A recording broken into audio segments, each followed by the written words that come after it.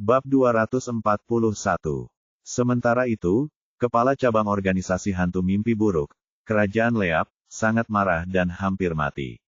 Alasan kemarahannya adalah karena dia duduk santai ratusan mil jauhnya di dalam gua terbengkalai sambil memakan daging binatang iblis dan minum anggur giok. S sedang melihat panel notifikasi di depannya yang dia terima setelah merampok perbendaharaan cabang Nightmare Ghost 2 jam yang lalu. Dia sibuk meninggalkan tempat itu, jadi dia tidak punya waktu untuk melihat hadiah apa yang dia dapatkan. Sama dengan panel pemberitahuan, harta karun target telah dicuri. Hadiah, 20.000 TP. Tanda hubung. Satu pencurian tingkat rendah telah ditambahkan ke hitungan pencurian. Pencurian tingkat rendah, 2746. Tanda hubung. Poin pencuri, 2.793.400. Tanda hubung. Panel misi. Kesempatan membuat pencuri. Misi, mencuri segalanya dari 10 cabang utama 3 raksasa di 10 kerajaan teratas di tanah tingkat menengah. Kemajuan, 1/30. Hadiah berdasarkan kinerja tuan rumah. 3 imbalan tersembunyi. Waktu tersisa, 9 tahun dan 2 bulan. Hukuman kegagalan misi, toko sistem ditutup selama 200 tahun. Sama dengan. S tidak banyak bereaksi saat melihat hadiahnya karena dia tahu setelah kenaikan pangkat pencuri, sistem telah meningkatkan prosedur evaluasi hadiah. Karena jika dia merampok cabang ini sebelum kenaikan pangkat pencurinya, pencurian ini akan menjadi pencurian tingkat menengah, bukan hanya tingkat rendah. Meskipun demikian, ia telah menampung cukup banyak TP sebelum kenaikan pangkatnya, dan ia masih memiliki 29 target dan semua tanah tingkat menengah untuk dicuri. Ia yakin tidak ada yang bisa menghentikannya selama mereka bukan seorang penggarap inti Sungai Perunggu. Sama seperti apa yang terjadi pada cabang hantu mimpi buruk beberapa jam yang lalu, ia dengan mudah mengelabui para pembunuh itu dan bahkan membersihkan perbendaharaan dalam waktu kurang dari 1 jam setelah mereka mengalihkan pandangan darinya. Dengan mata yang menggetarkan jiwa, dia bisa masuk dan meninggalkan formasi apa saja selama itu bukan tingkat 2 atau sempurna, dan dia tahu ini tidak mungkin. Misi yang sebelumnya hampir mustahil, kini menjadi mudah bagi S setelah ia memasuki alam laut gelap surgawi. S menikmati makanannya setelah dia selesai dengan panel notifikasi. Dia tidak ingat kapan terakhir kali dia sesantai ini dan menikmati makanan yang lezat. Meskipun setelah seorang kultivator memasuki alam Sungai Ki, mereka tidak perlu minum, tidur, atau makan apapun selama mereka memiliki Ki dan batu Ki untuk mengisinya kembali. Lebih jauh lagi, rentang hidup seorang kultivator Sungai Ki juga 500 tahun. Namun beberapa petani masih menyukai makanan lezat dan minuman berkualitas tinggi. Sama seperti S, dia juga manusia biasa sebelum menapaki jalan kultivasi. Karena latar belakangnya yang miskin, dia selalu makan makanan yang murah dan hambar dengan penuh pertimbangan, sehingga dia bisa menabung untuk masa-masa sulit. Namun, sekarang dia sudah sekaya yang bisa dimiliki seseorang, dan dia tahu dia tidak akan berhenti dalam waktu dekat. Itulah sebabnya dia suka makan saat bepergian, dia mampir dan makan apapun yang menarik minatnya. Dia bahkan punya beberapa buku masak bagus tentang cara memasak binatang iblis, tidak masalah baginya untuk mengingat semuanya.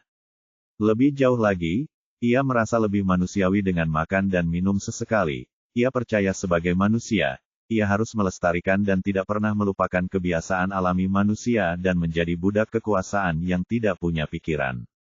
Setelah selesai makan dengan lahap, dia tidak langsung pergi dan berlatih keterampilan yang biasa dia gunakan, seperti keterampilan pedang dan tekniknya, yang masih belum menunjukkan tanda-tanda memasuki alam kedua bahkan setelah dia menemukan cara untuk menghilangkan hambatan. Seolah-olah dia masih kehilangan sesuatu yang sangat penting, tetapi dia tidak tahu apa. Akan tetapi, kerajinan reruntuhannya adalah cerita yang benar-benar berbeda karena dia bisa merasakan bahwa dia bisa menjadi perajin rune surgawi tingkat 1 segera setelah dia menguasai semua yang dipelajarinya dengan ki jiwa angin surgawinya.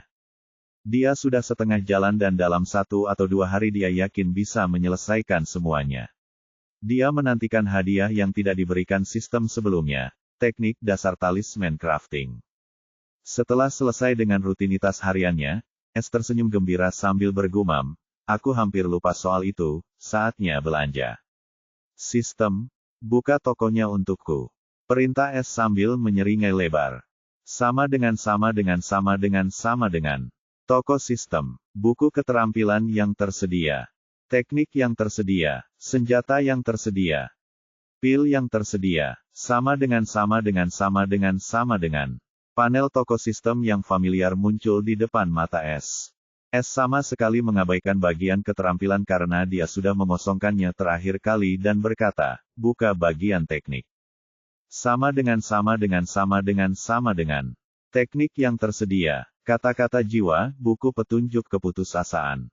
Harga, 50.000 TP. Manual pembongkar pencuri surga, volume pertama. Harga, 100.000 TP. Sama dengan. Aku ingin membeli semuanya, kata Es, seperti keturunan orang kaya. Sebelumnya dia tidak punya cukup TP atau bisa dibilang dia bahkan tidak punya TP untuk membeli teknik-teknik mahal ini. Namun kini, ia dapat mengosongkan toko sistem tanpa perlu melihat harga. Namun, balasan sistem berikutnya hampir membuatnya muntah darah. Toko sistem tidak tersedia saat ini. Harap tingkatkan sistem. Apa? Es hampir terkena stroke sementara ekspresinya mendung. Es menggertakkan giginya dan bertanya dengan geram, lalu kenapa kau membuka benda sialan itu jika memang tidak tersedia? Untuk membiarkan tuan rumah, lihat. Wajah Es menjadi gelap gulita setelah mendengar ucapannya, dan dia mengerucutkan bibirnya sambil berteriak pada sistem, kau melakukannya dengan sengaja, kan? Namun, tidak ada balasan, yang membuat Es semakin percaya bahwa sistem telah mengerjainya. Namun sayang, dia tidak bisa berbuat apa-apa selain menggerutu kesal. Kini, setelah rencana belanjanya gagal, dia tidak lagi berminat untuk bersantai, dan dia merasakan dorongan yang lebih kuat untuk memperbarui sistem berhati hitam itu. Karena ada banyak barang di toko yang dia rencanakan untuk meningkatkan kekuatannya lebih jauh, seperti pil wawasan tingkat rendah yang secara instan dapat meningkatkan kemahiran keterampilan apapun satu tingkat. Satu-satunya kelegaannya adalah dia masih memiliki sisa pil kualitas 1 yang dibelinya sebelum hukuman surgawi. Tetapi dia masih bertekad untuk menyelesaikan misi sistem secepat mungkin. Bab 242. Kota Royal Leap dari Kerajaan Leap. Kota itu penuh dengan aktivitas seperti biasa, tetapi jika seseorang adalah penduduk setempat, mereka dapat melihat ada sesuatu yang aneh terjadi karena kota itu dipenuhi oleh penjaga yang berpatroli. Jika seseorang menyebabkan sedikit keributan, orang itu akan langsung menangkapnya tanpa bertanya apapun. Gerbang kota juga ditutup rapat, dan tak seorang pun dapat masuk tanpa pemeriksaan menyeluruh terhadap barang bawaan mereka termasuk cincin penyimpanan dan bahkan penampilan mereka dianalisis dengan berbagai harta karun pemindaian. Ini telah berlangsung selama lebih dari sebulan sekarang, dan semuanya dimulai setelah insiden hutan kabut tanah. Sebagian orang meyakini semua keamanan ini terjadi karena Leap King takut pada seseorang, sedangkan sebagian lainnya meyakini keamanan ini terjadi akibat munculnya organisasi baru, Sky Stealer Society.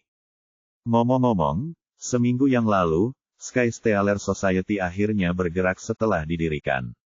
Mereka merampok sebuah kadipaten dari kerajaan kelas 2 yang menduduki peringkat ke-28 dalam peringkat kerajaan. Akan tetapi, mereka tidak selicin, tuan, mereka, pencuri langit, pada akhirnya, mereka ketahuan oleh para penjaga, dan mereka menangkap 5 orang anggotanya. Namun, mereka tetap berhasil mencuri seluruh harta benda milik kadipaten karena para pengawal tidak dapat menemukan kembali harta yang dicuri. Lebih jauh lagi, para anggota yang dikurung langsung bunuh diri sehingga tidak ada yang dapat memperoleh informasi dari mereka. Mereka bahkan menggunakan jenis simbol burung hantu yang sama dengan yang digunakan Sky Stealer dan mencetaknya di dinding perbendaharaan harta benda kadipaten itu. Namun, simbol itu tidak sejelas aslinya dan lebih kasar, tetapi tidak ada yang peduli, selama itu adalah burung hantu berwarna gelap. Entah bagaimana burung hantu sekarang menjadi simbol pencuri langit.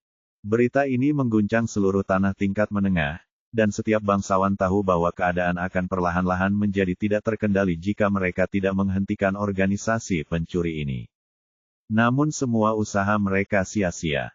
Mereka hanya bisa meningkatkan keamanan di sekitar wilayah kekuasaan mereka dan marah, tidak ada yang lain.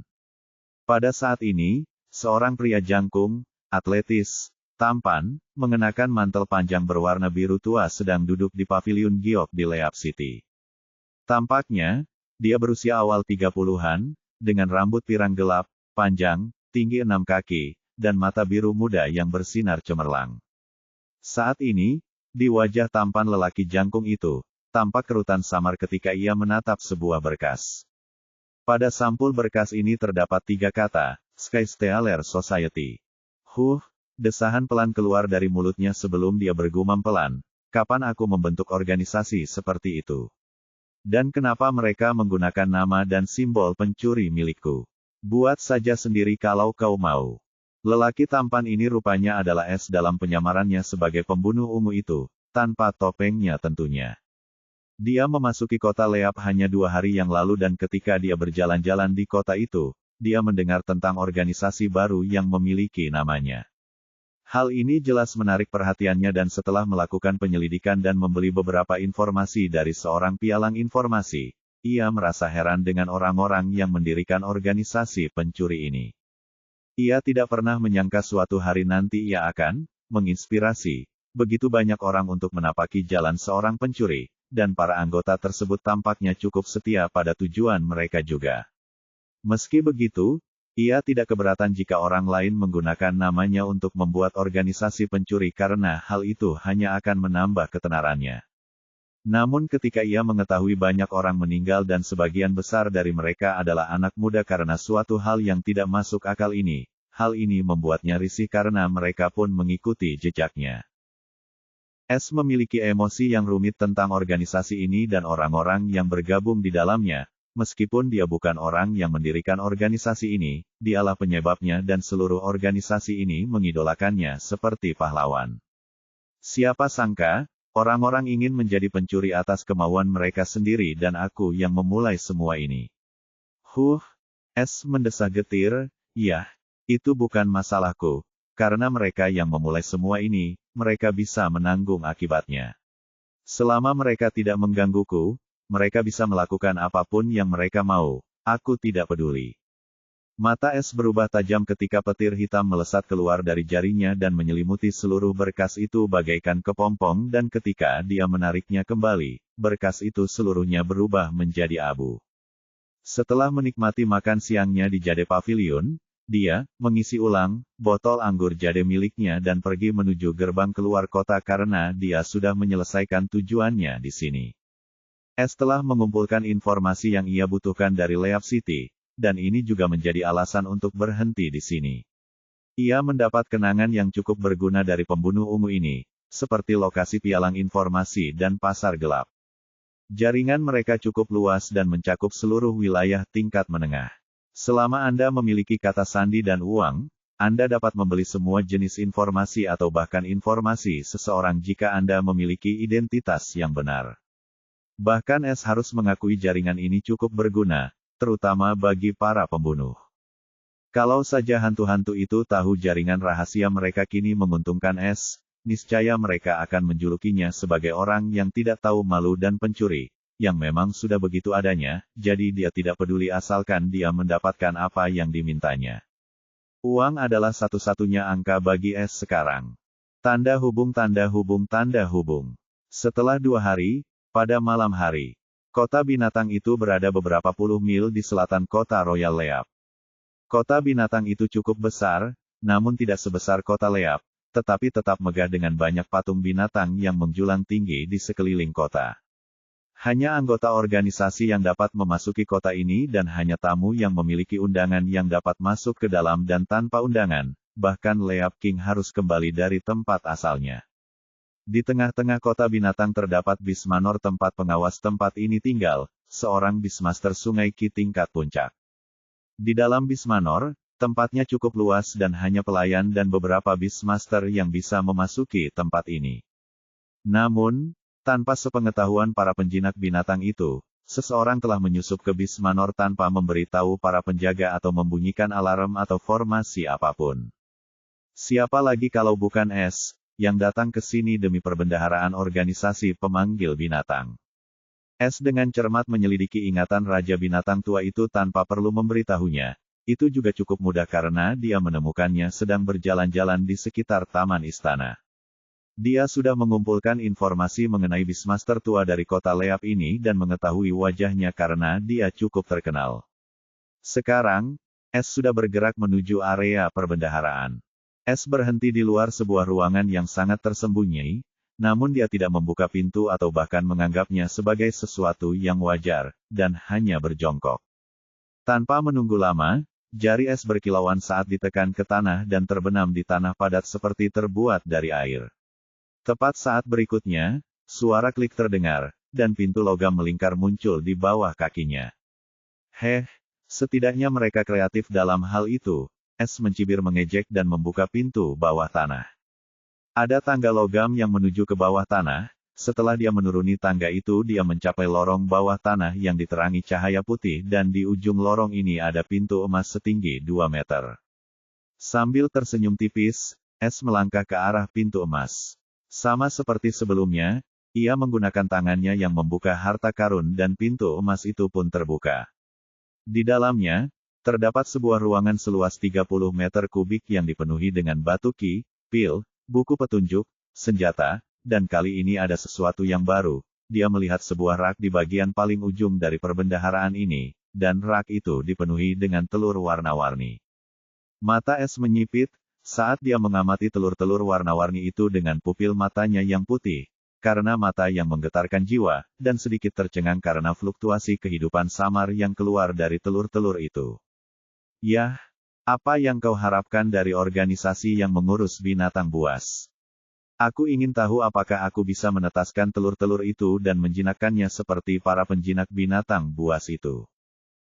Mata S berbinar penuh harap saat ia menatap telur-telur itu lalu pandangannya beralih ke buku-buku panduan yang berhubungan dengan penjinakan binatang buas karena buku-buku tersebut tersimpan di dalam perbendaharaan ini.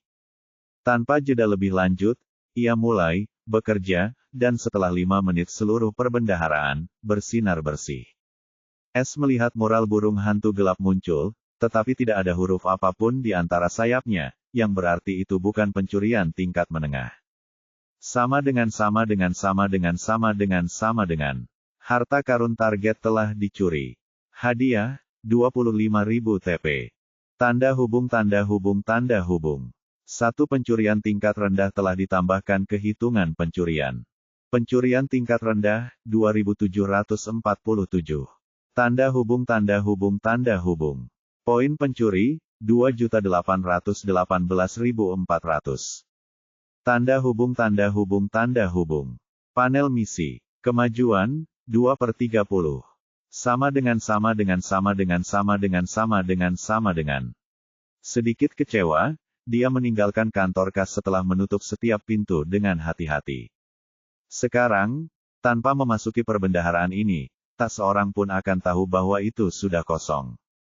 Sama seperti dia memasuki bis Manor tanpa halangan, dia pun pergi dengan cara yang sama.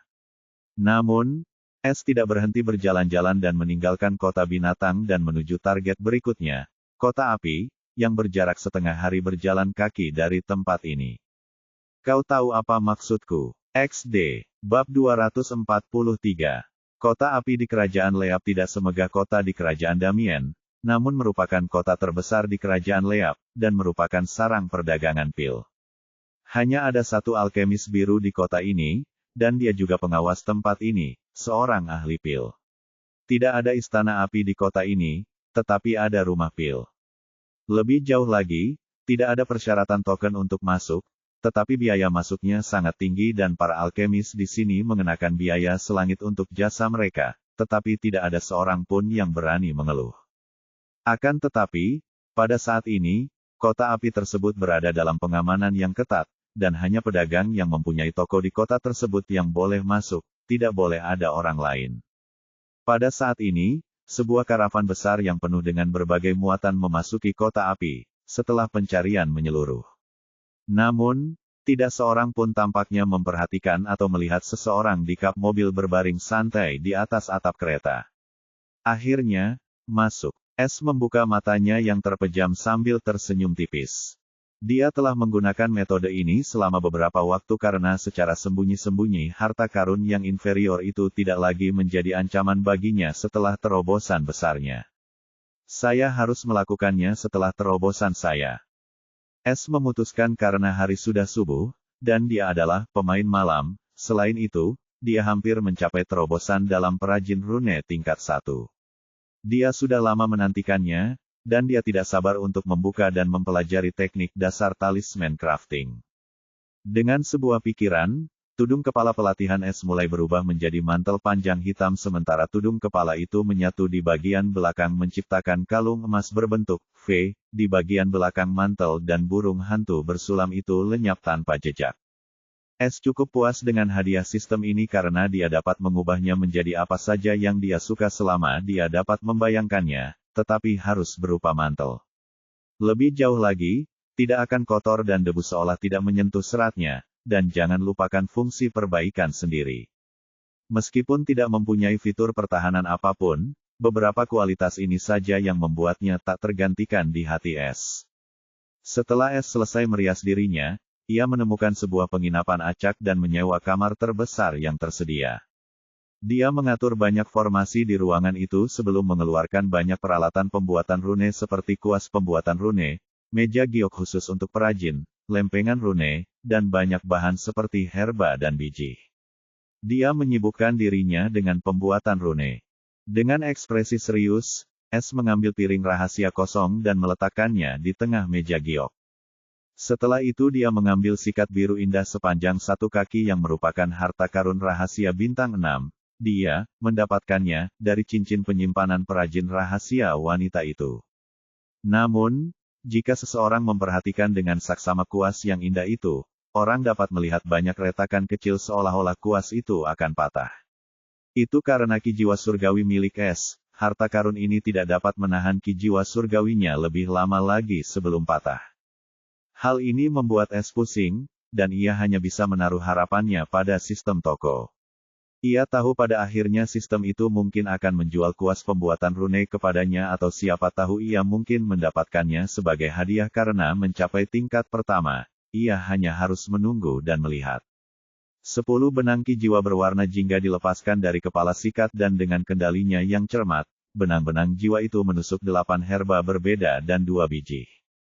S tiba-tiba melepaskan sejumlah besar ki jiwa dan 10 benang jiwanya mulai menyerap bahan-bahan tusuk sate itu seperti gumpalan massa oranye.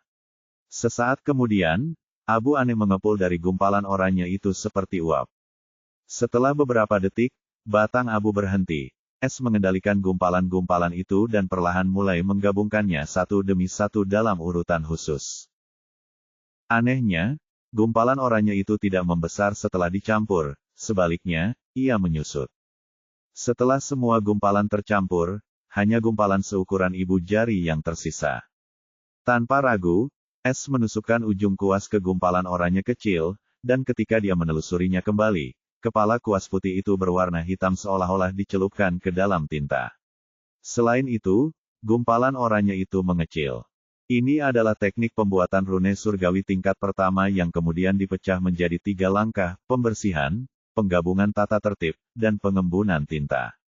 Dengan ekspresi serius, S menggerakkan kuas rahasia yang sepenuhnya diselimuti oleh ki jiwanya pada pelat rahasia. Dengan setiap sapuan kuas, goresan hitam pekat akan muncul pada pelat rahasia kosong seolah-olah itu adalah goresan pisau, bukan hanya goresan kuas biasa. S dengan cepat membuat simbol angin dan tintanya pun habis. Ia tidak berhenti dan kembali mencelupkan kuasnya ke dalam gumpalan tinta yang sudah kental, dan setelah kedua kalinya, hanya tersisa 1 kali pencelupan terakhir. Ia membuat simbol api tepat di bawah simbol angin, yang menguras tinta lagi. Dengan pencelupan terakhir, gumpalan tinta benar-benar hilang. S mulai menciptakan jenis simbol terakhir dan baru yang bukan merupakan simbol elemen karena ia merupakan rune tambahan dari Basic Myriad Runic Structural Encyclopedia yang digunakan untuk menggabungkan kedua simbol tersebut.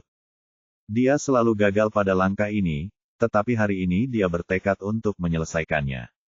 Saat tangannya bergerak bagaikan kilat, banyak simbol kecil seperti semut terbentuk, menciptakan kesan seperti rantai kecil di antara dua simbol elemen.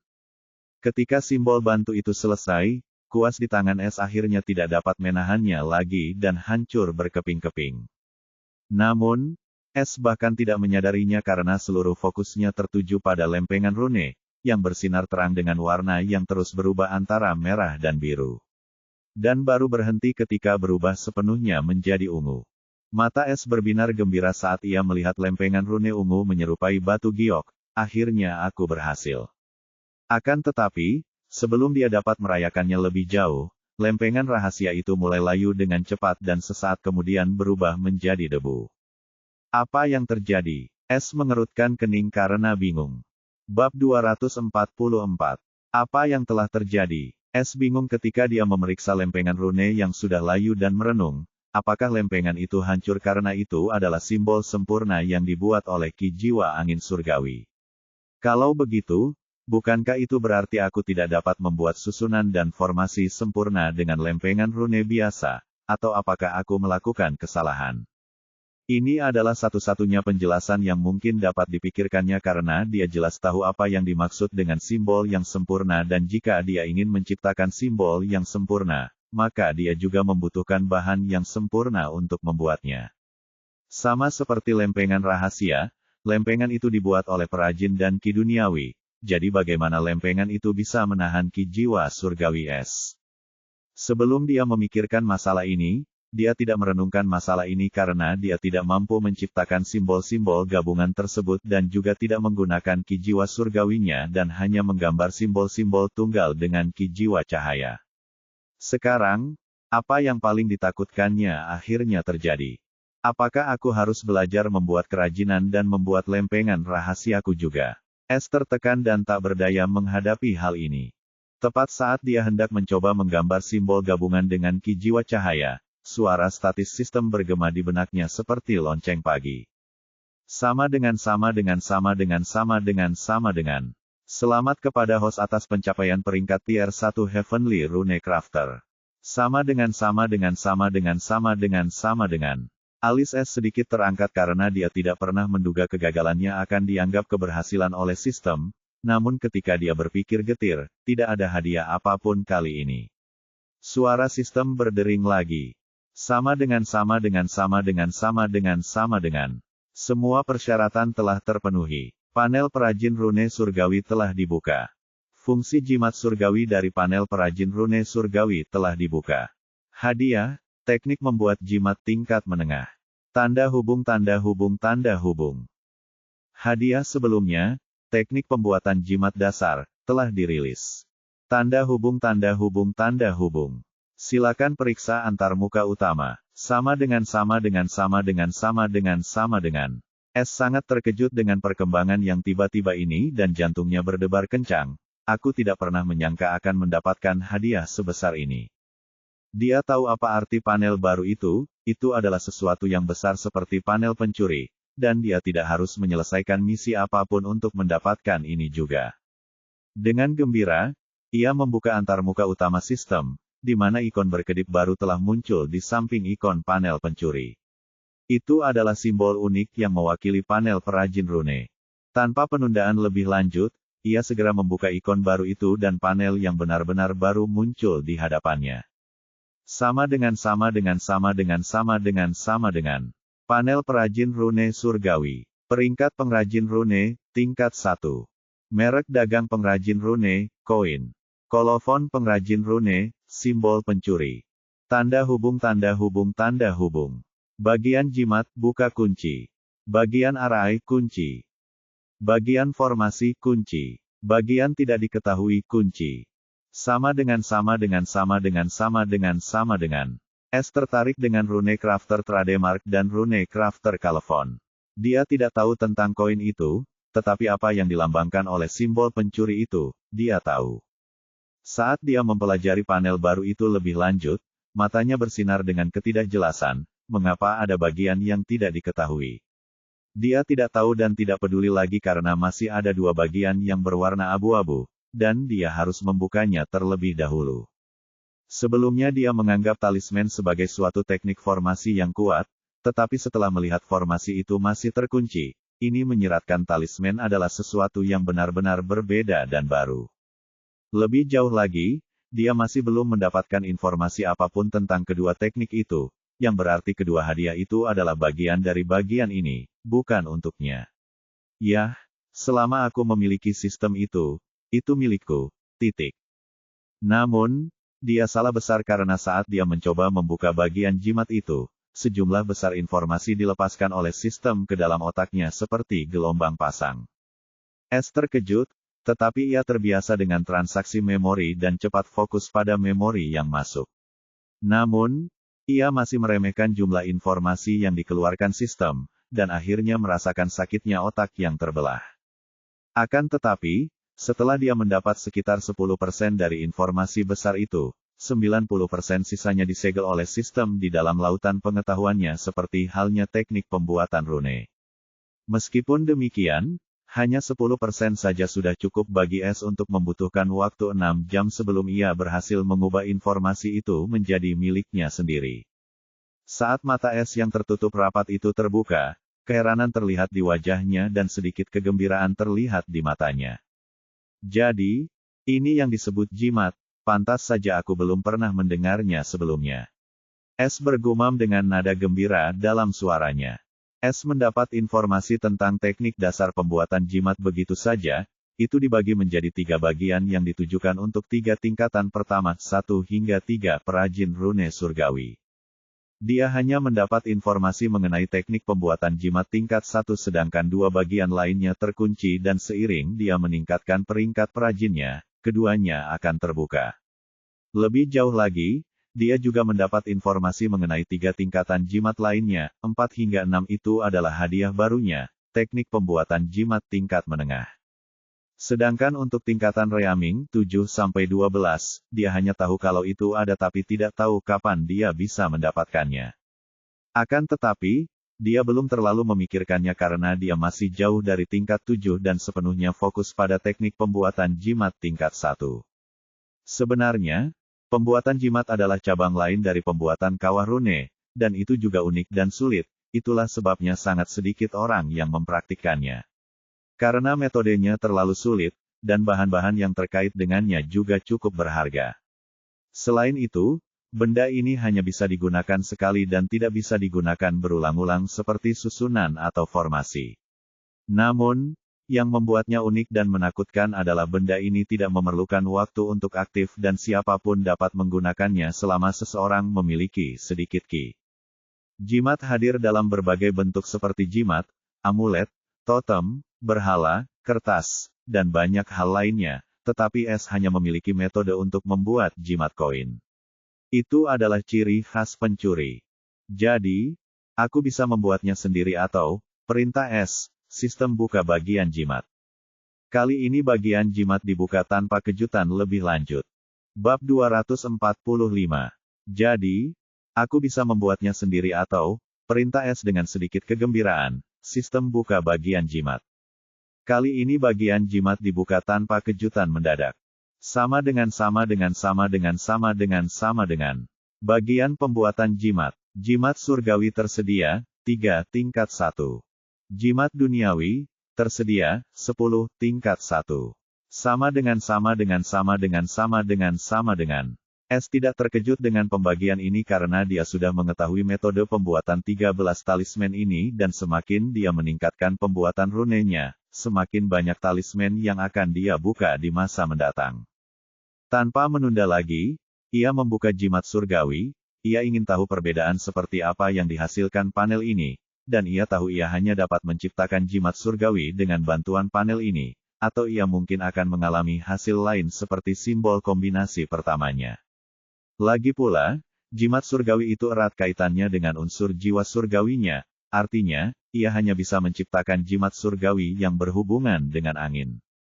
Kalau tidak ada larangan seperti itu pada jimat duniawi, ia bisa menciptakan jimat unsur apa saja asalkan ia memiliki metode, struktur, dan kombinasi simbol yang tepat. Sama dengan. Jimat surgawi. Tingkat 1. Tersedia 3. Tanda hubung tanda hubung tanda hubung. Win slash, jimat serangan jiwa dan bela diri. Efek, tebasan dengan angin jiwa tak terlihat. Keterbatasan, alam inti sungai, bela diri dan jiwa. Bahan yang dibutuhkan, 1 juta batu ki tingkat tinggi, inti binatang iblis dari elemen angin alam sungai, bunga aura, biji halau. Biaya pembuatan, 1000 TP. Tanda hubung tanda hubung tanda hubung. Gale Arrow, jimat serangan jiwa dan bela diri. Efek, menembak siapapun dalam jarak 1000 meter dengan panah jiwa. Keterbatasan, alam inti sungai, bela diri dan jiwa. Bahan yang dibutuhkan, 10 juta batu ki tingkat tinggi, 5 inti binatang iblis elemen angin alam sungai, 10 bunga lili angin, 2 bunga badai. Biaya pembuatan, 1500 TP. Tanda hubung tanda hubung tanda hubung.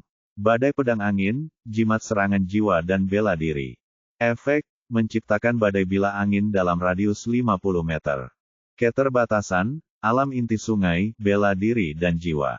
Bahan yang dibutuhkan, 50 juta batu ki tingkat tinggi, 10 inti binatang iblis berelemen angin river real, 10 bunga lili angin, 2 bunga badai. Biaya pembuatan, 5000 TP. Sama dengan. Kulit kepala es terasa geli saat melihat bahan-bahan untuk 3 jimat surgawi, karena inti binatang iblis elemen angin saja sudah cukup untuk membuatnya pusing luar biasa, apalagi ramuan dan biji langka itu. Inti binatang terbentuk di dalam binatang iblis saat mencapai alam sungai ki atau alam sungai jiwa, namun, itu sangat jarang. Peluang munculnya inti binatang di dalam binatang iblis adalah 1:10.000. Lebih jauh lagi, dia tidak tahu di mana menemukan binatang elemen angin itu. Meskipun dia tahu bahan-bahan tersebut dari ingatan yang didapatnya sebelum dia membuka panel, dia tidak pernah menduga persyaratan sistemnya akan sama, dan bahkan menagihnya TP. Dia tidak keberatan membayar sistem untuk jimat surgawi karena kekuatan serangannya cukup tinggi, tetapi dia tidak tahu di mana menemukan bahan-bahan itu. Sambil tersenyum pahit, dia membuka bagian jimat duniawi untuk melihat kalau ada yang berbeda, atau malah sama saja. Sama dengan. Jimat duniawi. Tingkat 1. Tersedia 10. Tanda hubung tanda hubung tanda hubung. Paku pedang tanah, jimat serangan bela diri. Biaya pembuatan, 10 juta batu ki tinggi dan 100 TP. Tanda hubung tanda hubung tanda hubung. Panah api, jimat serangan jiwa. Biaya pembuatan, 20 juta batu ki tinggi, 1000 batu ki puncak, dan 150 TP. Tanda hubung tanda hubung tanda hubung. Api yang membutakan, jimat bela diri dan serangan jiwa. Biaya pembuatan, 15 juta batu ki tinggi, 1000 batu ki puncak, dan 100 TP. Tanda hubung tanda hubung tanda hubung. Golem bumi, jimat serangan bela diri. Biaya pembuatan, 25 juta high stone dan 200 TP. Tanda hubung tanda hubung tanda hubung. Peluru air, jimat serangan bela diri. Biaya pembuatan, 5 juta high stone dan 50 TP. Tanda hubung tanda hubung tanda hubung. Peluru angin, jimat serangan jiwa. Biaya pembuatan, 10 juta batu tinggi, 500 batu ki puncak, dan 100 TP. Tanda hubung tanda hubung tanda hubung. Penghalang air, jimat jiwa pertahanan. Biaya pembuatan, 50 juta batu tinggi, 10.000 batu ki puncak, dan 500 TP. Tanda hubung tanda hubung tanda hubung. Tembok bumi, jimat bela diri pertahanan. Biaya pembuatan, 40 juta batu tinggi, 5.000 batu ki puncak, dan 400 TP. Tanda hubung tanda hubung tanda hubung. Gale slash, jimat serangan jiwa dan bela diri. Biaya pembuatan, 50 juta batu tinggi, 5.000 batu ki puncak, dan 450 TP. Tanda hubung tanda hubung tanda hubung. Ledakan api angin, jimat serangan jiwa dan bela diri. Biaya pembuatan, 100 juta batu tinggi, 20.000 batu ki puncak, dan 1000 TP. Sama dengan. Mata es tiba-tiba bersinar seperti obor saat dia melihat bagian jimat duniawi dan bergumam kegirangan. Jadi, tidak sepertiku, sistem tidak memerlukan bahan untuk pembuatan jimat duniawi. Meskipun itu akan menghabiskan batu ki dan TP, itu jauh lebih baik daripada mencari bahan-bahan itu.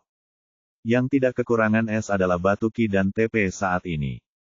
Akan tetapi, ekspresinya tiba-tiba berubah saat ia teringat sesuatu yang tidak diinginkannya dan bertanya sambil menahan napas sambil merasa tidak enak. Sistem panel perajin rune surgawi ini, aktif, maksudku, aku bisa menggunakannya, kan? Tidak, silakan tingkatkan. Pergi ke neraka. Es tidak membiarkan sistem itu selesai sebelum dia mulai mengumpat, karena dia tahu fase selanjutnya dari kalimat terkenal sistem itu. Apa gunanya membuka semua ini jika aku bahkan tidak bisa menggunakan benda sialan ini? Es ingin mencekik seseorang. Dia akhirnya mengerti perasaan memiliki segunung emas tetapi terlalu lemah untuk mengambilnya. Sistem telah merilis informasi teknik jimat, jadi tuan rumah bisa membuatnya sendiri. Diam. Es tidak berminat lagi untuk bertengkar dengan sistem. Meskipun sistem mengatakan yang sebenarnya, dan dia dapat membuat jimat itu sendiri, dia kekurangan banyak bahan.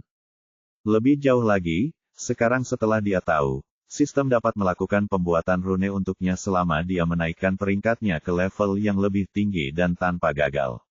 Dia lebih menyukai sistem tersebut. Namun, peningkatan itu justru menjadi rintangan terbesar yang menghadangnya dan ia harus menyelesaikannya sesegera mungkin. Dengan suasana hati yang muram, Es melihat keluar, dan hari sudah mulai gelap. Setelah membersihkan kamar, dia memeriksa penginapan dan langsung menuju Pil Mansion. Aku tidak bisa begitu saja melepaskan jimat-jimat itu, dan siapa tahu aku bisa menemukan beberapa bahan untuk 1 atau 2 jimat duniawi di kota ini karena ini adalah kota api alkimia. Akan sangat mengecewakan jika mereka bahkan tidak memiliki bahan untuk 1 jimat duniawi. Dengan penuh harap dan harap, sosok Es yang berjalan perlahan menghilang di jalanan kota api tanpa jejak sedikit pun tersisa. Akan tetapi, dia tidak tahu bahwa seseorang di tanah tingkat tinggi telah menyelesaikan penyerapan ingatan dan pengalaman klon kultivasinya dan hendak menuju ke tanah tingkat menengah. Bab 246. Jauh di sebelah barat dataran tinggi benar-benar tandus, tidak ada jejak kehidupan. Alasannya adalah karena batas langit yang berubah antara dataran tengah dan dataran tinggi terletak di sini. Lebih jauh lagi, batas pengubah langit di sini tidak seperti batas pengubah langit rendah antara dataran tengah dan dataran rendah, karena meskipun seseorang memiliki izin pengubah langit, mereka tetap dapat mati saat melintasinya. Alasan di balik kejadian ini tidak diketahui, namun semuanya bermula lebih dari 100 tahun yang lalu ketika seorang kaisar yang kuat mencoba untuk menguasai formasi besar ini. Adapun alasan di baliknya, tidak seorang pun yang tahu namun batas pengubah langit tersebut berubah total setelah kaisar tersebut memasuki formasi tersebut dan tidak pernah kembali. Kini, batas pergantian langit tengah hanya bisa dilintasi dalam kurun waktu tertentu yang berlangsung selama 3 bulan dan setelah itu seseorang harus menunggu beberapa bulan lagi jika ingin melintasi batas pergantian langit tersebut dengan aman.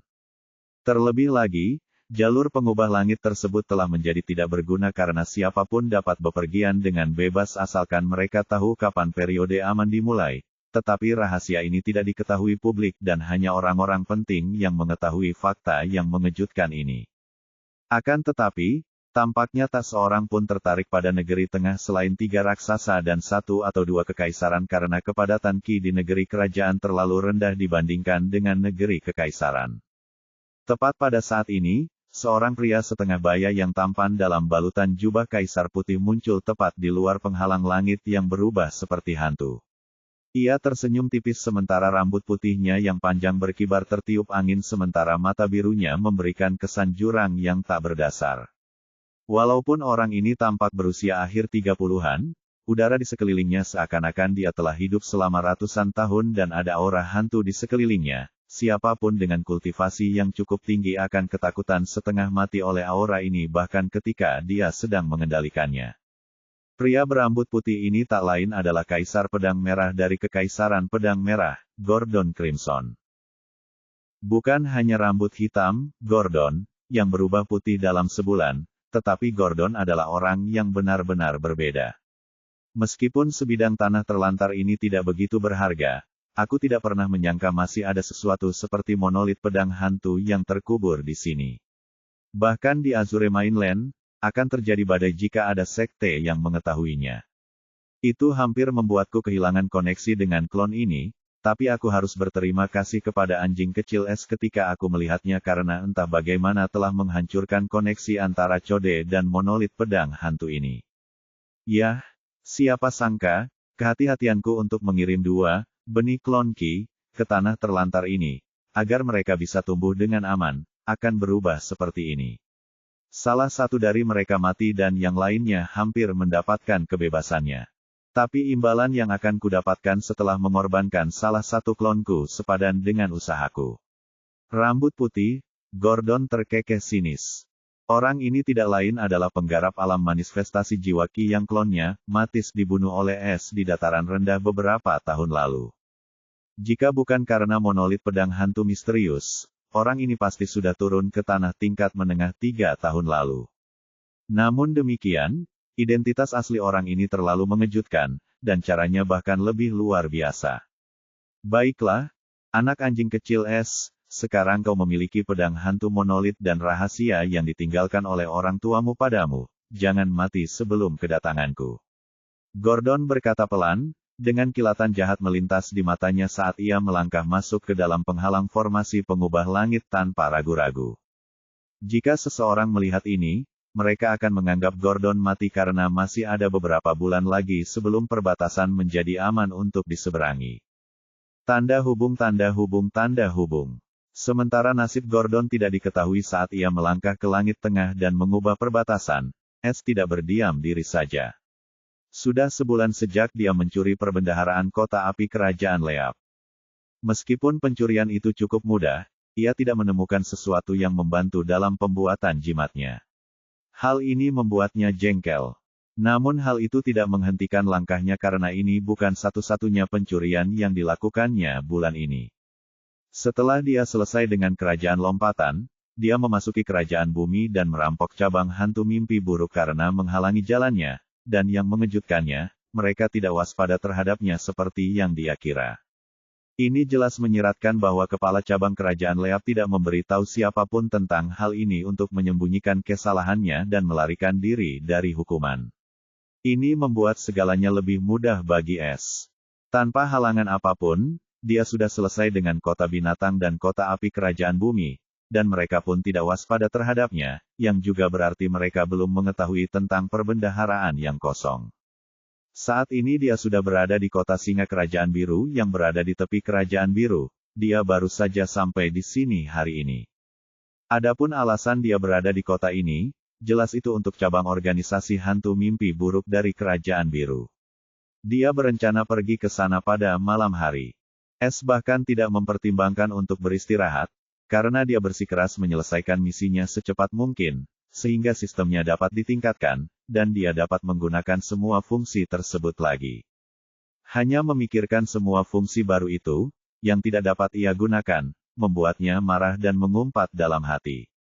Namun, sesuatu yang mengejutkan terjadi kali ini ketika dia sampai di tempat persembunyian hantu mimpi buruk di kerajaan biru, tempat itu benar-benar kosong. Jadi, kepala cabang kurcaci kerajaan bumi itu melaporkan kejadian itu kembali. Nah, ini akan menjadi masalah sekarang. Ekspresi es tidak enak dipandang. Dia tidak pernah menyangka mereka akan bereaksi seperti ini, paling-paling dia mengira kepala cabang akan membawa harta karun itu sendiri, tetapi para pembunuh ini telah sepenuhnya meninggalkan tempat persembunyian mereka. Menjadi pencuri itu sulit. Es mendesah getir.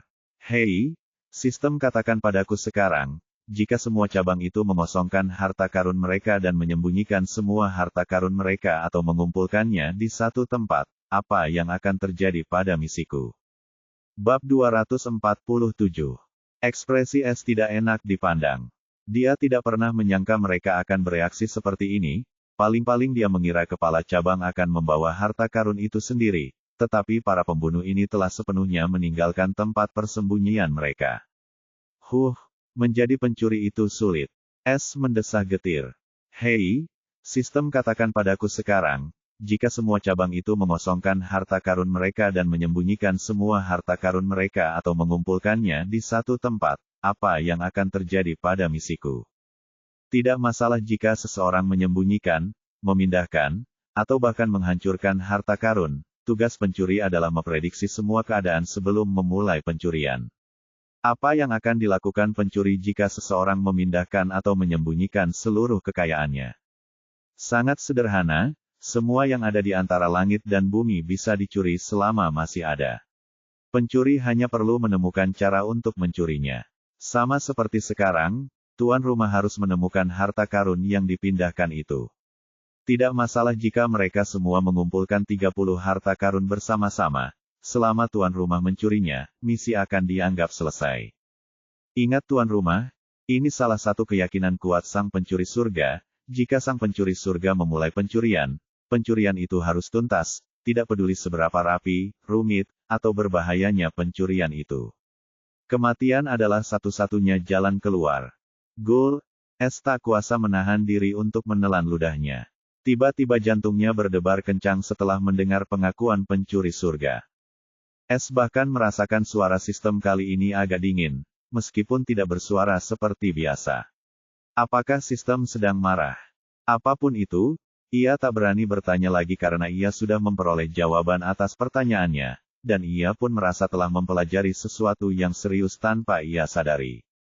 Sepertinya aku harus bergegas menuju Beast City dan Flame City sebelum mereka melakukan sesuatu seperti Nightmare Ghost Organization. Es segera meninggalkan hutan yang suram itu dan menuju ibu kota provinsi Kerajaan Biru tanpa henti. 15 hari kemudian, di dalam kamar penginapan di Blue Royal City, Es sedang duduk dengan ekspresi muram. Itu semua karena 2 hari yang lalu, dia menyerbu kota api Kerajaan Biru tetapi yang membuatnya takut, Master Pil beserta seluruh harta karunnya tidak ada di rumah Pil. Jika bukan karena ingatan orang kedua yang memegang komando, dia akan membuang-buang waktu sambil menunggu. Lebih jauh lagi, Es juga mendapat kabar buruk dari ingatan sang alkemis itu. Bukan hanya Pilmaster Kota Api saja yang turut serta, tetapi Beastmaster Kota Binatang pun turut bersamanya. Mereka berdua pergi bersama 2 minggu yang lalu. Mereka tahu, ekspresi Es berat seperti gunung. Dia bisa menduga mereka mungkin memindahkan semua perbendaharaan setelah mereka mengetahui tentang perampokan kerajaan bumi dan kerajaan Leap. Mereka mungkin menganggapnya tak terhentikan dan sangat berbahaya setelah pencuriannya yang cermat meskipun semua tindakan pengamanan tersebut dilakukan, dan akhirnya, menyimpulkan bahwa ia mengumpulkan semua harta karun yang ada dan menyembunyikannya di suatu tempat yang tidak akan pernah dapat ia jangkau. Jika mereka memindahkan semua harta karun itu ke satu tempat dan menyembunyikannya, aku hanya perlu mencari tahu orang-orang yang tahu tentang lokasi harta karun itu. Tapi dari mana aku harus mulai? Mereka tidak akan mengumpulkan semua harta karun itu di satu tempat, karena mereka adalah 3 organisasi yang berbeda. Lebih jauh lagi, pengetahuan tentang ketiga lokasi itu mungkin hanya diketahui oleh 3 atau 2 orang yang sangat penting atau lebih buruk lagi. Hanya 1 orang dari masing-masing organisasi yang mengetahuinya. Selain itu, bisa juga ada lebih dari 3 lokasi tersembunyi. Karena mereka tahu metodeku, mereka akan menjadi bodoh jika mereka meninggalkan harta karun di gudang penyimpanan. Ini jadi semakin rumit. Dia mendesah terus-menerus. Es merasa kepalanya sakit setelah memikirkan semua kemungkinan dan skenario itu. Tanah kerajaan itu begitu besar sehingga ia mungkin akan menjadi gila karena mencarinya, dan siapa tahu mereka mungkin memindahkan semua harta karun itu ke tanah tingkat tinggi daripada menyembunyikannya di tanah tingkat menengah. Memikirkan kemungkinan ini saja sudah membuat Es merajuk tiada henti, padahal dia tahu, kemungkinan terjadinya skenario ini sangatlah tinggi. Tanda hubung. Saat Es tengah berpikir keras mengenai bagaimana ia harus melanjutkan, di suatu tempat di dalam sebuah ruangan luas, 4 orang tengah mengadakan konferensi rahasia. Yah, lebih seperti budak yang melapor pada tuannya karena 3 dari mereka berlutut di depan seorang pria berambut putih yang sedang duduk. Tuanku, sesuai perintah Anda, kami telah memberikan perintah untuk mengumpulkan semua sumber daya di setiap cabang, dan semuanya akan tiba di sini dalam 5 hari lagi. Seorang pria bertopeng merah tua, mengenakan pakaian hitam, dengan hormat melaporkan dengan sedikit nada gentar dalam suaranya.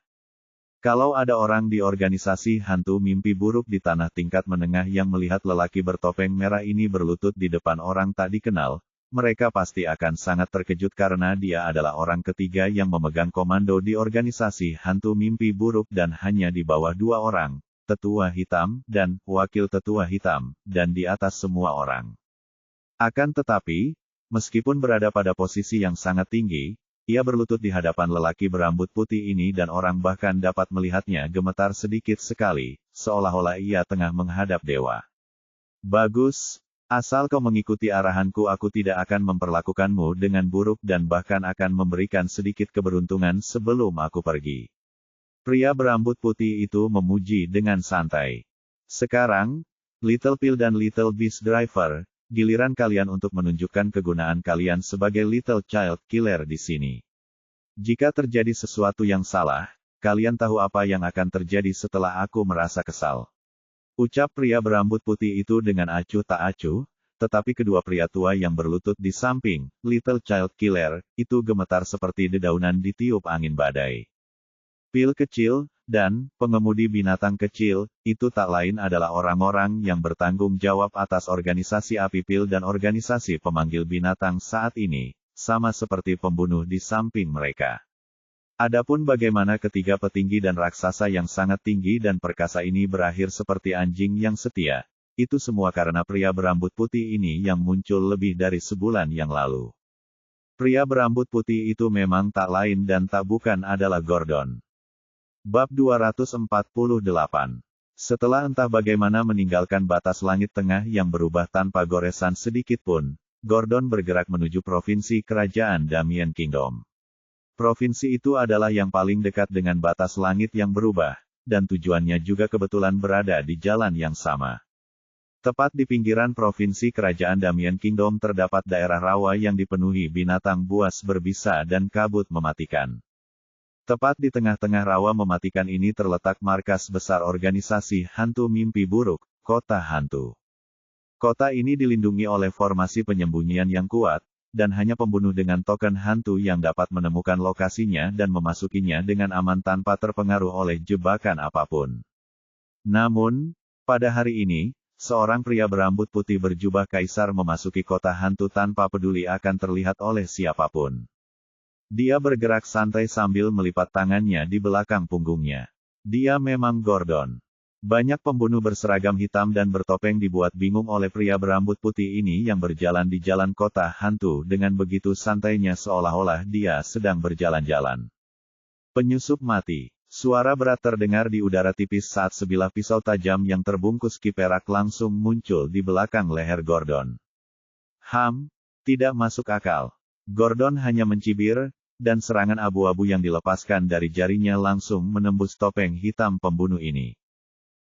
Gedebuk. Suara tubuh jatuh ke tanah terdengar di jalanan sepi kota hantu, namun itu bukanlah suara pria berambut putih, melainkan suara si pembunuh yang menyerangnya secara diam-diam dan di balik jubah hitamnya tertulis kata-kata berwarna putih, REINFORCER. Bajingan, beraninya kau membunuh seorang Reinforcer dengan begitu kejamnya. Terdengar suara murka lainnya. Akan tetapi, kali ini tidak ada seorang pun yang menyerang Gordon karena ia dengan mudah membunuh bala bantuan tanpa perlu bergerak. Ia juga dapat membunuh yang lain. Pasukan bala bantuan seharusnya menjadi kekuatan terkuat organisasi dan juga pelindung kota hantu, tetapi pria berambut putih ini telah membunuhnya tanpa berkeringat. Tuan, kami tidak punya permusuhan dengan Anda, mengapa Anda datang ke sini? Sebuah suara berat dengan sedikit rasa takut terdengar sebelum seorang pria bertopeng merah muncul 10 meter dari Gordon. Saat ini ia adalah pengawas kota hantu, sementara yang lain masih mencari dua tetua berkulit hitam. Namun pencarian itu tidak membuahkan hasil apapun, dan mereka masih dianggap hilang, tetapi tidak ada yang berani menganggap mereka telah meninggal. Hentikan omong kosongmu dan katakan padaku apakah ada pergerakan dari Sky Stealer. Gordon berkata dengan tenang. Mata si pembunuh bertopeng merah bersinar dengan kegelapan dan berkata, ya, dia muncul. Dia merasa khawatir tentang pria berambut putih ini karena intuisinya yang tajam tentang pembunuhan itu berteriak padanya untuk melarikan diri sejauh mungkin dari pria ini, atau dia akan mati. Namun dia juga tahu dia tidak dapat melarikan diri apapun yang terjadi, jadi dia bekerja sama secara diam-diam, dan dia ingin menangani masalah ini dengan damai. Apakah orang ini dari negeri tingkat tinggi? Tebak si pembunuh bertopeng merah karena dia belum pernah mendengar orang mengerikan semacam ini di negeri tingkat menengah. Berikan padaku semua detailnya. Mata Gordon langsung berbinar bagai obor. Setelah si pembunuh merah tua menceritakan kepadanya tentang pencurian di 2 tempat persembunyian mereka tanpa sedikit pun rasa malu. Menarik, pergi dan selidiki apakah dia hanya mencuri Nightmare Ghost Hideouts. Menurut pemahamanku jika dia bisa mencuri tempatmu dia tidak akan berhenti di situ saja saat ada ikan yang lebih besar. Gordon memerintahkan pembunuh bertopeng merah itu seperti dia sedang memerintah anjingnya. Setiap pembunuh yang mendengar percakapan ini tercengang oleh keberanian pria ini dan cara tuan kota memperlakukannya. Namun, tidak ada yang berani berbicara karena mereka tahu ada sesuatu yang salah dan bahkan tuan kota tidak berani bertindak gegabah. Oh, seseorang pernah mengutukku sebelumnya, ini hadiahmu. Gordon tiba-tiba melihat ke suatu arah, dan seberkas cahaya abu-abu seperti kilat melesat ke arah itu. Buk, tubuh penguat lainnya jatuh pada saat berikutnya. Semua itu terjadi dalam sekejap, di mana pembunuh bertopeng merah itu tidak punya waktu untuk menjelaskannya, orang itu mati tanpa bisa memberikan perlawanan. Mata kepala kota berkilat-kilat dengan berbagai macam emosi, antara takut, kaget, tak berdaya, akhirnya dia mengangguk pelan dan menjawab dengan hormat, ya. Dia tahu orang ini mungkin merupakan sosok yang mengerikan, bahkan lebih mengerikan daripada Penatua Hitam. Jika dia tidak mematuhinya, seluruh kota hantu itu mungkin akan menjadi kota hantu sungguhan, secara harfiah. Setelah itu, karena penyelidikan hantu mimpi buruk, kedua raksasa itu pun segera mencari dan menemukan bahwa kedua kota mereka juga dicuri. Hal ini membuat para pengawas sangat marah, tetapi mereka tidak berani menyebarkan berita itu karena akan membuat mereka menjadi bahan tertawaan seluruh negeri kerajaan dan tidak akan ada yang takut kepada mereka seperti sebelumnya. Namun, mereka tidak tahu bahwa kekhawatiran terbesar mereka saat ini bukanlah pencuri itu, melainkan Gordon, yang mengunjungi Flame City dan Beast City satu persatu dan dengan cepat mengambil alih keduanya seperti Ghost City. Setelah itu Gordon, perintahkan ketiga raksasa itu untuk mengumpulkan semua harta karun dan membawanya ke tempat khusus di mana dia juga mengosongkan perbendaharaan kerajaan Damien milik 3 raksasa. Setelah lebih dari sebulan, tuanku, semua harta karun telah terkumpul di satu tempat. Pil kecil, segera melaporkan dengan hormat. Bagus, sangat bagus. Gordon mengangguk senang sambil melanjutkan, sebarkan berita ini ke seluruh negeri tengah. Semua harta karun dari 3 raksasa dikumpulkan di suatu tempat beberapa mil jauhnya dari ibu kota kerajaan Palu Emas. Jika pencuri langit punya nyali, datanglah dan ambillah. Seluruh tubuh pil kecil bergetar sementara wajah tuannya dipenuhi dengan keheranan dan ketidakpercayaan. Dia tidak menyangka, tuan, ini akan melakukan hal gila seperti ini dan menggunakan umpan semacam ini pada pencuri biasa. Karena semua harta karun itu jika digabung cukup untuk menyaingi kekayaan 3 kerajaan teratas manapun, dan sekarang pria ini menggunakannya sebagai umpan belaka. Ya, tuanku. Namun, dia tidak berani untuk tidak patuh. Dia tahu betapa mengerikannya pria ini karena dia seorang diri telah membelah formasi Istana Api ketika dia berkunjung. Namun, tidak seorang pun tahu bahwa di mata Gordon, semua harta yang tampak berharga itu hanyalah sampah. Tidak ada yang lain.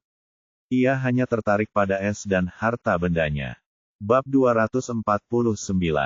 Hari ini tidak seperti hari yang tenang di tanah tingkat menengah karena pengumuman mengejutkan yang dirilis oleh tidak lain dan tidak bukan 3 raksasa sekaligus. Lebih jauh lagi, ini lebih seperti tantangan ketimbang pengumuman karena ini hanya untuk 1 orang dan dia tidak lain adalah pencuri misterius, Sky Stealer. Isi pengumumannya seperti ini. Bahasa Indonesia, garis bawah garis bawah garis bawah. Pencuri yang mengaku dirinya sendiri, pencuri langit, terus-menerus bersikap bejat sambil menentang hukum dan otoritas yang menjaga kedamaian tanah tingkat menengah dan karena dia, kedamaian tanah yang indah ini berada di ambang kehancuran. Itulah sebabnya kami, tiga raksasa, bersatu dan memutuskan untuk mengakhiri permainan ini untuk selamanya sebelum pencuri bejat itu menargetkan dan melukai orang-orang tak bersalah. Saat ini, semua sumber daya dan harta karun milik ketiga raksasa terkumpul bersama dalam bentuk Gunung Harta Karun, di sebuah ladang yang hanya berjarak beberapa mil dari ibu kota kerajaan Palu Emas, menunggu pencuri bejat itu selama 90 hari. Jika pencuri bejat itu dapat mencuri semua harta karun itu maka tiga raksasa akan kalah, dan kita akan meninggalkan tanah-tanah tingkat menengah, sedangkan jika harta karun itu tetap utuh dia harus menyerahkan diri dan menerima hukuman atas semua kejahatannya. Siapapun dapat datang dan memverifikasi otoritas Gunung Harta Karun itu, Gunung Harta Karun itu benar-benar nyata. Beranikah Skystealer menerima vonis dan datang? Bahasa Indonesia, garis bawah garis bawah garis bawah. Semua orang mendiskusikan tantangan mengejutkan yang dirilis oleh tiga raksasa. Wah, ini jebakan besar yang dipasang oleh ketiga raksasa itu. Mereka akhirnya bergerak. Seorang pria berteriak sambil berjalan. Heh, apa yang kau harapkan dari penguasa terkuat di negeri tingkat menengah? Sekali mereka bergerak mereka akan bergerak seperti ini. Lelaki kedua menyombongkan diri. Mereka hanya takut karena tidak sanggup menghadapinya dan organisasi pencuri yang baru muncul. Siapa tahu harta karun itu asli atau palsu, kan? Aku masih tidak percaya. Siapa yang waras mengumpulkan semua harta karun itu di satu tempat lalu mengundang pencuri paling berbakat untuk mencurinya? Orang ketiga mencibir dengan nada meremehkan kepada kedua temannya. Diskusi panas semacam ini dapat didengar di seluruh negeri tingkat menengah. Ada yang mencibir ketiga raksasa itu karena bersikap tak tahu malu, ada pula yang malah menyiramkan minyak ke api dan memanggil pencuri langit dengan segala macam kata-kata kasar agar menerima tantangan itu. Semua orang tahu jika pencuri langit menghindar dari tantangan ini, ketenarannya yang tak terkalahkan akan hancur dan ketiga raksasa akan mendapatkan kembali harga dirinya lagi. Namun, sebagian besar orang meyakini ini bukanlah tantangan bagi pencuri itu sendiri, melainkan tantangan bagi organisasi pencuri yang sedang berkembang, Skystealer Society. Tanda hubung tanda hubung tanda hubung. Sementara seluruh tanah tingkat menengah mendidih dan menunggu semacam balasan dari si pencuri sendiri, kondisi keluarga kerajaan Palu Emas tampaknya tidak begitu baik. Kenapa? Kenapa mereka harus mengadakan sirkus ini di dekat ibu kota kerajaanku? Sang Raja Emas meraung marah ketika mendengar berita ini. Dan kenapa pencuri bajingan itu masih hidup? Raja Emas tahu betapa berbahayanya pencuri langit dari pengalaman pribadinya di hutan kabut tanah. Sebelumnya dia mengira pencuri itu mungkin sudah mati atau hilang bersama semua orang eksentrik inti Sungai Ki itu. Namun setelah berita mendadak ini dia menduga sesuatu mungkin telah terjadi pada tiga raksasa karena mereka bersedia bersatu dan menyebabkan keributan besar ini.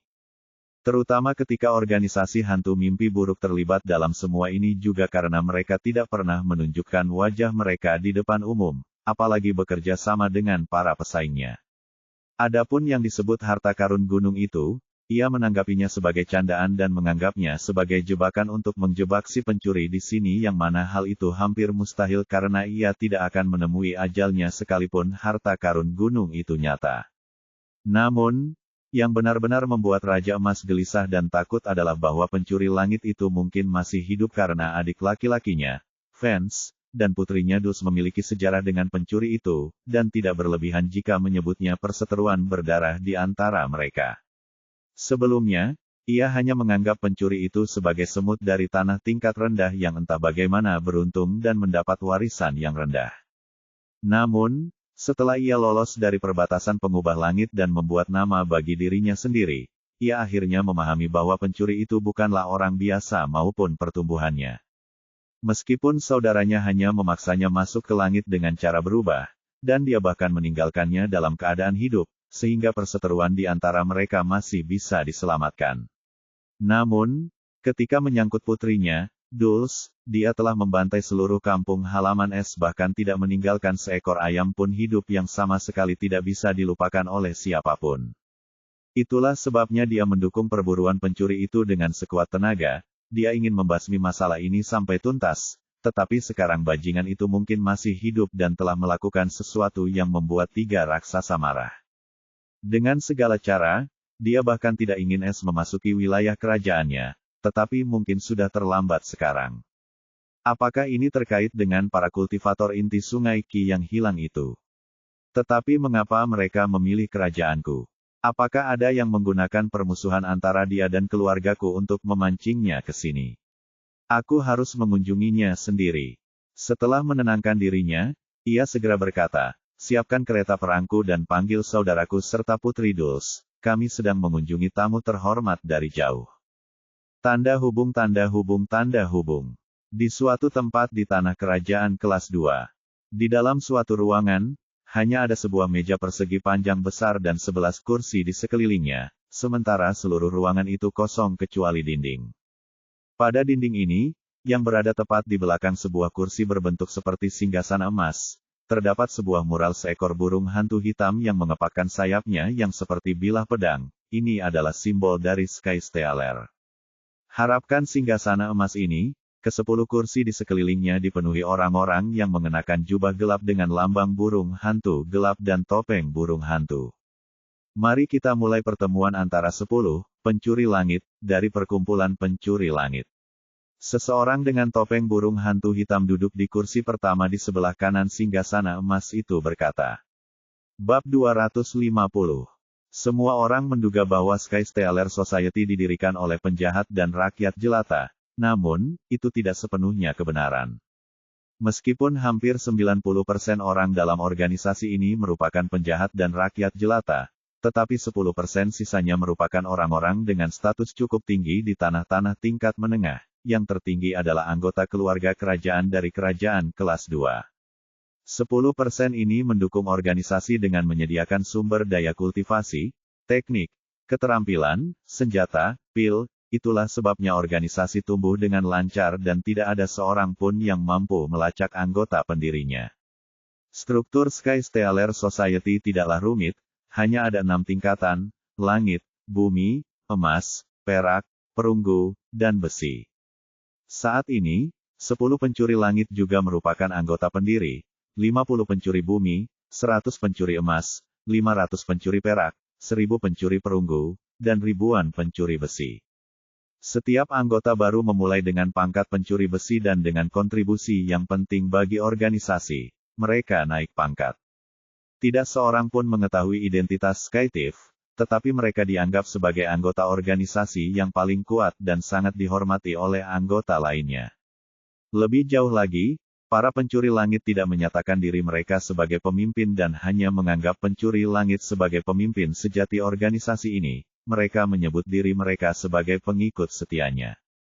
Namun, semua orang tahu bahwa tanpa ke-10 pencuri langit ini, tidak akan ada masyarakat pencuri langit, dan tidak akan bisa berkembang sampai seperti sekarang ini. Itulah sebabnya mereka dihormati sebagai pencuri langit. Pertemuan hari ini merupakan pertemuan darurat setelah tantangan 3 raksasa muncul, dan ini juga melibatkan mereka. Mari kita mulai pertemuan antara 10 pencuri langit dari perkumpulan pencuri langit. Ucap seseorang bertopeng burung hantu hitam, mengenakan jubah di kepala, duduk di kursi pertama di sebelah kanan, di samping singgasana emas. Suaranya merdu, jelas milik seorang wanita. Pertama, pencuri langit, apa pendapatmu tentang tantangan mendadak ini? Tanya seorang pria bertubuh atletis tinggi, mengenakan topeng burung hantu coklat, duduk di depan wanita bertopeng burung hantu hitam yang disebut pencuri langit pertama. Semua orang di ruangan ini memiliki peringkat dari yang pertama hingga ke-10. Yang pertama adalah yang tertinggi dan yang ke-10 adalah yang terakhir. Itu juga memiliki arti khusus karena pendiri sejati organisasi ini tidak lain adalah pencuri langit pertama. Terlebih lagi, dia adalah seorang wanita dan latar belakangnya tidak diketahui dan tidak seorang pun pernah melihat penampilannya. Tetapi dialah yang membawa mereka semua di bawah satu atap dan kehebatannya pun tidak bisa dianggap remeh. Bahkan bisa dikatakan dia sama misteriusnya dengan sang pencuri langit itu sendiri. Itu jebakan yang jelas, pencuri langit kedua. Sebelum pencuri langit pertama bisa menjawab, orang yang duduk 2 kursi dari pencuri langit kedua menjawab dengan mendengus. Dia memiliki tinggi rata-rata dan mengenakan topeng burung hantu putih. Saya setuju. Suara wanita lain terdengar mengiyakan. Diamlah, dasar bodoh. Kita semua tahu ini jebakan. Biarkan pencuri langit pertama yang bicara. Seorang pria jangkung duduk sambil menyilangkan tangan dan menegur. Bandit ke-6, siapa yang kau sebut hanya orang bodoh? Wanita itu langsung membentak pencuri langit ke-6 saat mata zamrudnya yang indah berubah menjadi ketakutan. Berhenti. Suara dingin si pencuri langit pertama terdengar lagi. Dia sedang tidak ingin bercanda. Tak seorang pun berani berbicara lagi dan diam-diam memandang ke arah pencuri langit pertama. Pencuri langit pertama perlahan berdiri dari kursinya dan berjalan di samping singgasana emas tempat simbol burung hantu berwarna gelap terukir di kepalanya. Mata biru lautnya berkilauan dengan segudang emosi, tetapi tidak ada yang melihatnya karena dia dengan cepat menyembunyikannya dan berbalik dengan tatapan dingin. Meskipun itu jebakan, itu juga menunjukkan kepada kita bagaimana pemimpin tertinggi kita, pencuri langit, bahkan dapat mengancam para raksasa itu, dan sekarang mereka ingin menyingkirkan mereka dengan cara yang tercela. Namun, ada yang salah karena Nightmare Ghost Organization juga ikut ambil bagian dalam kedok ini. Entah mereka terlalu takut pada Sky Stealer atau ada seseorang di balik semua ini. Meskipun begitu, kupikir, Tuan Pencuri Langit akan pergi. Dia tidak akan membiarkan reputasi kami para pencuri ternoda begitu saja. Itulah sebabnya aku sudah memutuskan.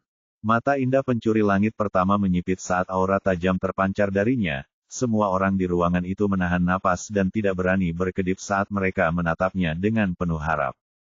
Dia mengumumkan dengan tegas, sudah saatnya 10 pencuri langit muncul dan panggung kita adalah ibu kota kerajaan Palu Emas. Tanda hubung tanda hubung tanda hubung. Keesokan harinya, berita lain dirilis dari kerajaan Palu Emas. Gunung harta karun itu seotentik langit dan siapapun dapat melihatnya dari jarak 1 mil, banyak orang melihatnya dengan mata kepala sendiri, dan mereka bahkan dapat mengunjunginya sendiri untuk memeriksa apakah itu ilusi. Banyak orang melakukannya di bawah pengawasan 3 raksasa, dan mereka terkejut karena semuanya nyata. Mereka mengatakan gunung harta karun itu tingginya ratusan meter, penuh dengan batu ki, teknik, pil, senjata, telur binatang, ramuan, dan banyak hal yang bahkan tidak dapat dibayangkan. Itu adalah banyak hal yang bahkan tidak pernah didengar orang-orang ini sebelumnya di Gunung Harta Karun itu. Yang paling mengejutkan adalah Gunung Harta Karun itu tidak dikelilingi tembok tebal, melainkan tepat di lapangan terbuka. Banyak orang yang membenarkan berita dan harta karun gunung ini. Sekarang orang bertanya-tanya apakah ketiga raksasa itu mengosongkan perbendaharaan mereka dan menggunakannya sebagai umpan. Dan jika memang demikian, lalu apa yang telah dilakukan Sky Stealer hingga membuat mereka mengambil langkah serius tersebut? Sekarang semua orang ingin tahu apakah pencuri terkenal, pencuri langit berani mengambil harta karun itu, atau dia akan menjadi seorang pengecut. Itu bukanlah akhir dari kehebohan ini, karena keesokan harinya, Raja Emas dari Kerajaan Palu Emas juga ikut serta dan mengambil semua harta karun kerajaannya serta menaruhnya di Gunung Harta Karun di depan mata semua orang yang tercengang. Dia dengan arogan menyatakan, dia akan mengambilnya kembali ketika masa 90 hari berakhir setelah pencuri pengecut itu menyerah.